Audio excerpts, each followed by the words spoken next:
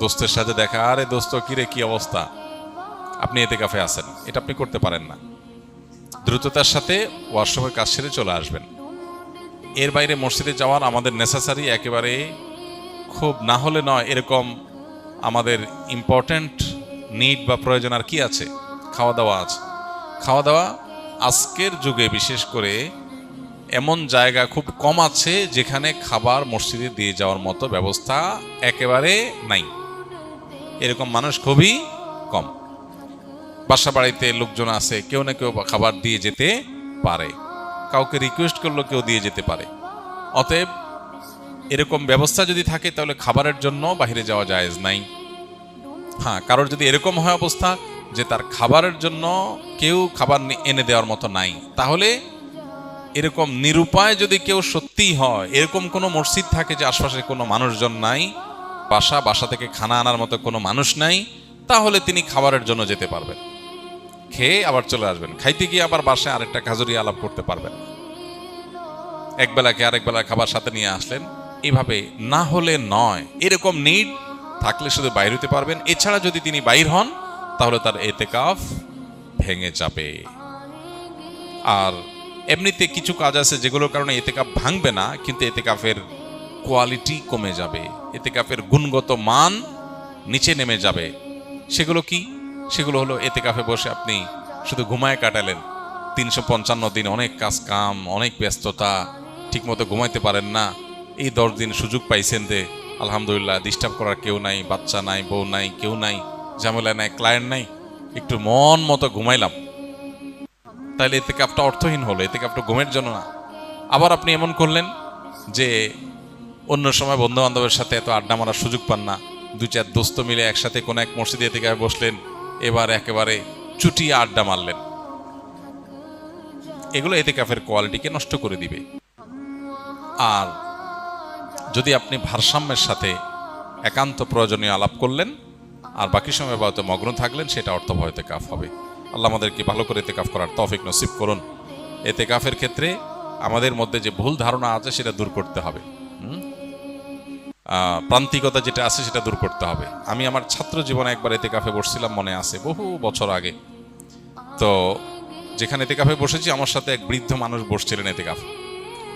তো শীতের সময় ছিল তখন, রমজান, অনেক শীত, মসজিদে একটু ঠান্ডা বেশি। আমি হঠাৎ করে দেখি যে মুরব্বী নাই। তো দেখলাম মুরব্বী কই গেল, ওয়াশরুমে গেলে তো এত সময় লাগার কথা না। পরে তাকায় দেখি যে মসজিদের সামনে বাইরে ঘাস বিছানো মাঠ, উনি ওখানে রোদ পোহাইতেছেন। পরে বললাম, মসজিদে বললাম, চাচা এতেকাফ অবস্থা তো রোদ পোহাতে বাইরে যাওয়া যাবে না। তো উনি খুব জোরে ধমক দিলেন। আমি ছোট ছিলাম, মাদ্রাসায় পড়ি তখন। বলছে, হ্যাঁ তোমার মাথা, এতেকাফ ভাঙা এত সোজা মিয়া? আমি কি কারোর সাথে কথা বলতেছি? আমি রোদ পোহাইতেছি। তো এরকম ধারণা আমাদের সমাজে অনেকের মধ্যে আছে। আরেকজনকে আমি দেখছি, আমার মসজিদে উনি এতেকাফ করতে আসছেন, পরে হঠাৎ দেখি নাই, অনেকক্ষণ পরে আসছে। কেউ কই আছেন? বলে আমি ধান রোদ দিতে গেছিলাম, ধান শুকাইতে গেছি। ধান টান শুকায় আবার উনি চলে আসছেন এতেকাফ। তো যদি কারোর এরকম নিড থাকে যে তার বাহিরে কাজ করতে হয়, যেমন অফিসে জব করতে হয়, তার ছুটি নাই, কোনোভাবে ছুটি ম্যানেজ করতে পারেন নাই তিনি, তাহলে তিনি নফল এতেকাফ করতে পারেন। কিভাবে? মসজিদে গাট্টি বসকা থাকলো, যখন বাইরে চলে গেলেন তার এতেকাফ শেষ হয়ে গেল, যখন ঢুকলেন যতক্ষণ থাকলেন ততক্ষণ এতেকাফের নিয়ত করে থাকলেন। রাতের ইবাদতটা মসজিদে ভালোভাবে হয় বাসার চাইতে, সে নিয়তে থাকলেন, এটা হতে পারে। কিন্তু সুন্নাহ মাসনুন যে এতেকাফ, সেটা হলো পরিপূর্ণ সময়টা, দিন রাত পুরোটা সময় মসজিদে থাকা। শবে কদরের নামাজ ও দোয়া আছে কিনা? শবে কদরের অন্যতম আমল হলো রাতে দাঁড়িয়ে ইবাদত করা, নামাজ পড়া। এই জন্য আমরা লাইলাতুল কদরে ইনশাআল্লাহ তৌফিক অনুযায়ী 2 রাকাত করে লম্বা লম্বা কেরাত, লম্বা লম্বা রুকু, লম্বা লম্বা সিজদা দিয়ে খুব মনোযোগের সাথে দীর্ঘ সময় নিয়ে আমরা নামাজ আদায় করার চেষ্টা করব। এটাই হলো লাইলাতুল কদরের নামাজ। এর কোনো রাকাত সংখ্যা নাই যে এত রাকাত পড়তে হবে, যার যতটুকু তৌফিক হয়, 2 রাকাত, 4 রাকাত, 6 রাকাত, 8 রাকাত, তারাবির পরে রাতভর আমরা সে নামাজগুলো পড়তে থাকবো ইনশাআল্লাহ। নামাজের পাশাপাশি লাইলাতুল কদরে করার জন্য স্পেশাল আমল নবী করিম সাল্লাল্লাহু আলাইহি সাল্লামের পক্ষ থেকে রেকমেন্ডেড আমল একটাই আছে, সেটা হলো মা আয়েশা রাদিয়াল্লাহু তাআলা আনহা বর্ণিত হাদিসে যে দোয়ার কথা আমরা জানি, সেটা হলো আল্লাহুম্মা ইন্নাকা আফুউন তুহিব্বুল আফওয়া ফাফু আন্নি, হে আল্লাহ আপনি ক্ষমাশীল, ক্ষমাশীলতাকে পছন্দ করেন, অতএব আমাদেরকে ক্ষমা করে দিন। এই দোয়া বেশি বেশি করে করা। এর বাইরে আমরা জিকির আজকার, তাসবিহ, কোরআন তেলাওয়াত, দোয়া, রোনাজারি এগুলোর মাধ্যমে পুরো রাত অতিবাহিত করার চেষ্টা করব ইনশাআল্লাহ। নামাজের ক্ষেত্রে বিশেষ কোনো নামাজ নাই যে লাইলাতুল কদরের এরকম এত রাকাত নামাজ, প্রথম রাকাতে অমুক সূরা এতবার, তমুক সূরা এতবার, এরকম কোনো বিশেষ নিয়ম নাই, বরং অন্য যে কোনো নামাজের মতো যে কোনো সূরা দিয়ে আমরা নামাজগুলো পড়তে পারি। শবে কদর পাওয়ার সহজ উপায় কি? শবে কদরের রাত যেহেতু একেবারেই চূড়ান্তভাবে ফিক্সড কোনো রাত নয়, সেজন্য শবে কদর পাওয়ার উপায় হলো রমজানের শেষ দশকের প্রত্যেকটা রাতে ইবাদত করা। প্রত্যেকটা রাতে ইবাদত করার যদি সুযোগ না হয় তাহলে কমপক্ষে বেজোড় রাতগুলোতে ইবাদত করা। নবী সাল্লাল্লাহু আলাইহি ওয়াসাল্লাম বলেছেন, তাহাররাউ লাইলাতুল কদরি ফিল বিত্রি মিনাল আশরিল আওয়াখিরি মিন রমাদান, রমজানের শেষ দশকের বেজোড় রাতগুলোতে তোমরা কদর তালাশ করবে। তার মানে এর মধ্যে যে কোনোটা হতে পারে। আল্লাহ তাআলা বিষয়টাকে উজ্জ্বল রেখেছেন কেন? হাফেজ ইবনে হাজার আসকালানী রাহমাতুল্লাহ আলাইহি বিশ্ববিখ্যাত হাদিস ব্যাখ্যাতা, হাদিস বেত্তা, তিনি সহিহ বুখারীর বিখ্যাত গ্রন্থ, ব্যাখ্যা গ্রন্থ ফাতুল বারীতে লিখেছেন যে আল্লাহ রাব্বুল আলামিন লাইলাতুল কদর নির্দিষ্ট একটা রাতকে ফিক্সড করে না দিয়ে, এই যে শেষ দশক আবার বেজোড় রাতগুলোর মধ্যে সম্ভাবনা বেশি, এটা করেছেন যাতে করে আমরা বেশ কয়েকটা রাত ধরে ইবাদত করতে পারি। এখন মনে হতে পারে এটা তো আমাদের কষ্ট হচ্ছে, আমাদের জন্য বোঝা হলো, ফিক্সড হলো তো আমাদের জন্য সহজ হয়ে যেত।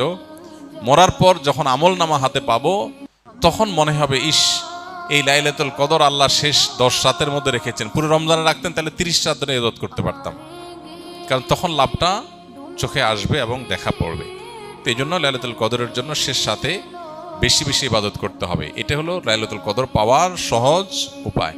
আরেকটা সহজ উপায় আছে, সেটা হলো যে ইতিকাফ, যেটা এতক্ষণ বললাম। আপনি মসজিদে যদি ইতিকাফ করেন তাহলে লাইলাতুল কদর পাওয়াটা এমনিতেই সহজ হয়ে যাবে। এমনকি ইতিকাফকারী ব্যক্তি, যদিও শেষ দশকে নবী সাল্লাল্লাহু আলাইহি ওয়াসাল্লাম রাত জেগে থাকতেন, যদি কোনো কারণে তিনি ঘুমাতে হয়েছে, ঘুমিয়েছিলেন, তারপরে ইতিকাফ করার ব্যক্তি ঘুমাইলেও সেটা ইবাদতের মধ্যে।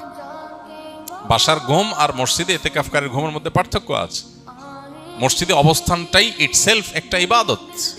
অতএব আপনি যদি চান যে আমার লাইলাতুল কদর মিস না হোক, তাহলে তার জন্য সবচেয়ে মোক্ষম সুযোগ এবং সবচেয়ে সহজ উপায় হলো ইতিকাফ করা।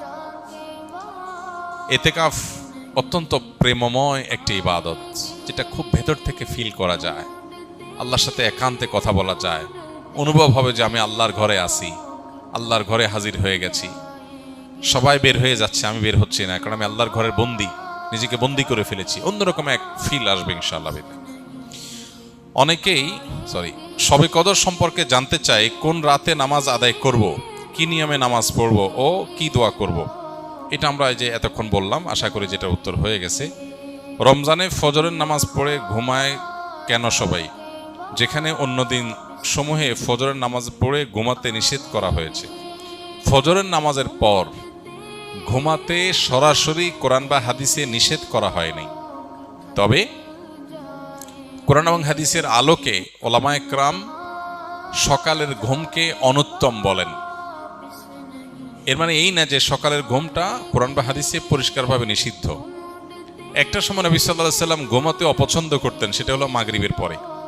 আয়েশা রাদিয়াল্লাহু তাআলা আনহা বলেছেন, কানান নবী সাল্লাল্লাহু আলাইহি ওয়াসাল্লাম ইয়াকরাহুন নাওমা ক্বাবলা আল ইশা ওয়াল হাদিসা বা'দাহ, নবীজি এশার আগে ঘুমানো অপছন্দ করতেন আর এশার পরে কথা বলা অপছন্দ করতেন।